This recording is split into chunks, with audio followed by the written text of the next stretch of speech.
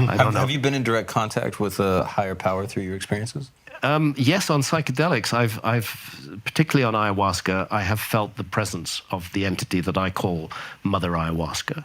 You felt the mother. I felt the mother, and I felt her teachings, and I felt grateful. What was that like?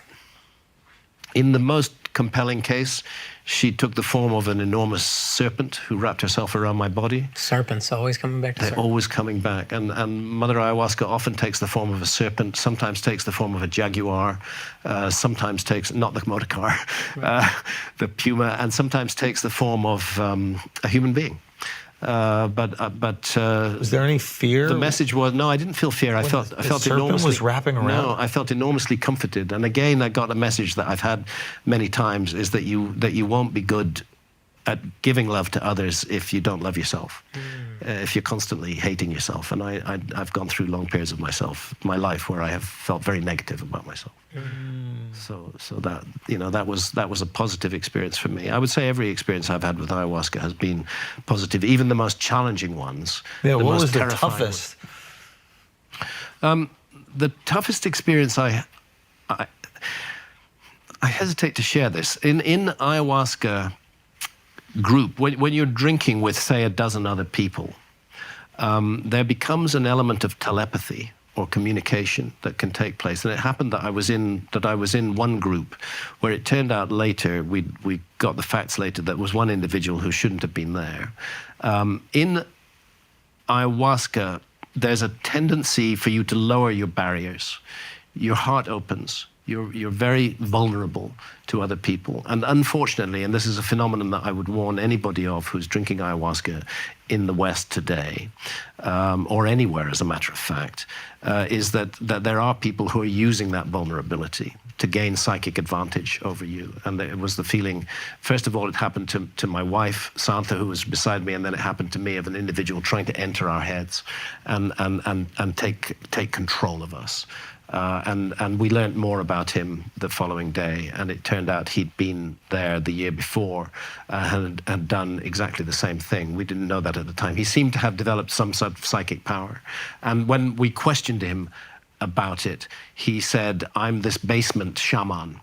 I go around ayahuasca groups because I benefit from them. And what he meant by benefiting from them was, basically, I'm a psychic vampire. I draw people's energy. I take it away from them. So these dangers can occur, and that's where a good shaman will stop that happening. Wait, how What can did the he- yeah. ayahuasquero do?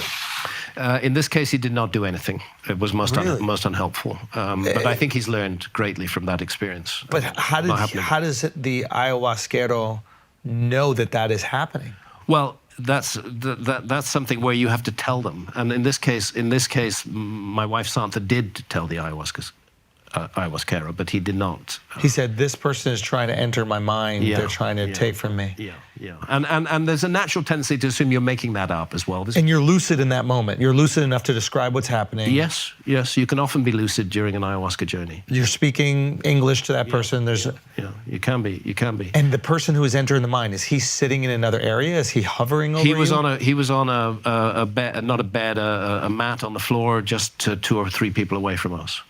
And we were not the only people who he affected. He affected other people in that room, and there was a gentleman in that room who literally fell down the stairs from the ceremonial space to upstairs, trying to get away from him. It really got very, very, very dark. Did everyone confront him I think I afterwards? described it in a lengthy article on my website. Yes, 2 days later he was asked to leave because he kind of said, I do this. I benefit from the energy of others. And then what type of energy is he getting? Like, how is he benefiting? Yeah. In the case, I can tell you particularly in the case of my wife. My wife, Santha, and I are both the same age. She's 73 next birthday as well. But Santha looks a lot younger. I look my age. You look great. But Santha looks a lot younger, and he focused on her, he homed in on her when he asked her age. And she told him his age, and he said, you're that young. And that's when he focused in on her. It was like she had some energy. and she does, that was energizing her, and that was making her a fantastic grandmother and a fantastic mother and the most wonderful wife on the planet Earth. But she has that energy and within he her. tried to absorb He wanted that energy. Fuck. Did he Oh. ask for that energy. verbally? And she got no, he did not. What he did was, at a certain point when we were gathering to drink the brew, he put his arms on her shoulder and blew in her face like that. Now, in Amazonian shamanism, the breath can be used for different purposes, and one of the purposes can be used for attack. They fire things called virotes, psychic darts, at another individual. Again, only people who've worked with ayahuasca will really get this, and a lot of your audience will not get this, and they'll think Hancock's a lunatic. But I'm just reporting to you what happened.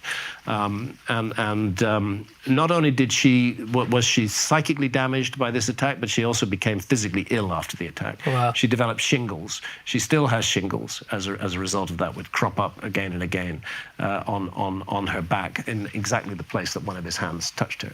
Wow. So it's just Okay, this is great. Hold on. So there's a physical manifestation of an emotional and spiritual experience that Yes. she had.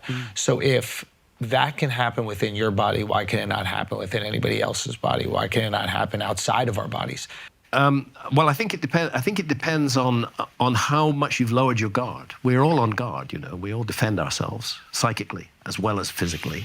But this is the danger of the ayahuasca state, that your heart opens. So maybe there's an argument to be made for, let's say that there was this war on drugs, right?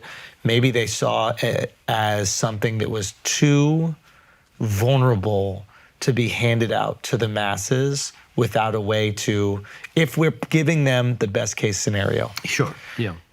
I don't think that we want to treat the theys, whoever the people in charge is, with best case scenario, but this is a very vulnerable situation. You use people, you're seeing a perfect example of somebody using it for nefarious intent. Like, imagine the average person doing it on a Friday. I spoke to a psychologist that does psychedelic therapy, and he even reported in a clinical trial these telepathic sort of revelations. wow. It's very that common. even in a clinical trial inside like an actual medical room, there was a person on, I think, high-dose ketamine or high-dose psilocybin, I can't remember, and the clinician that was observing them basically thought about their dog at home. This is a purely anecdotal example, but thinking about their dog at home, like, oh, did I go let the dog out? And then the patient that was on high-dose ketamine took the shade off, took off the headphones and said, I'm thinking of dogs or whatever, and was sharing effectively the same vision that they were thinking, even though only one of them was on high-dose psychedelic. Okay, so here we go. It's surprisingly common. Real quick, right? Mark.